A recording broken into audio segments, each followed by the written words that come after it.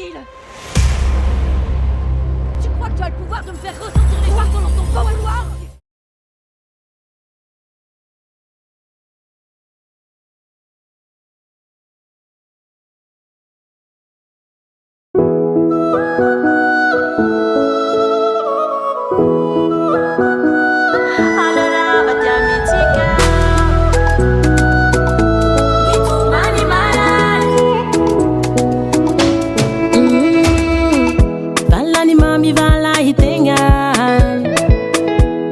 Banamia fitia vavao Rafa na valinao Talua tanya na bana tena Pesawe tihijali Tikarua majamati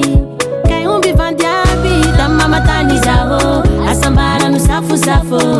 Amna watu izao Fitalia vangu vangu sanandu azo Sala na ulani revi Isanandu ya mandiambi bwaki Tukatanti milami zao kwa faka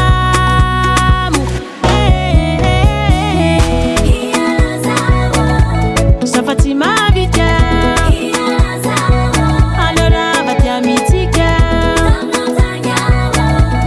Itumani maran Enga una uzaho Kia ina milan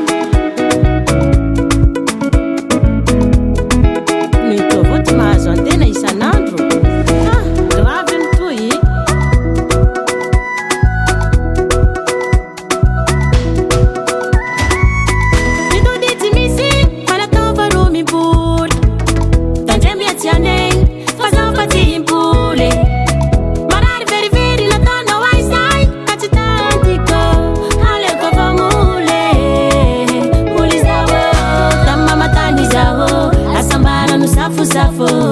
Amna watu izao Fitalia vangu vangu sanandu azo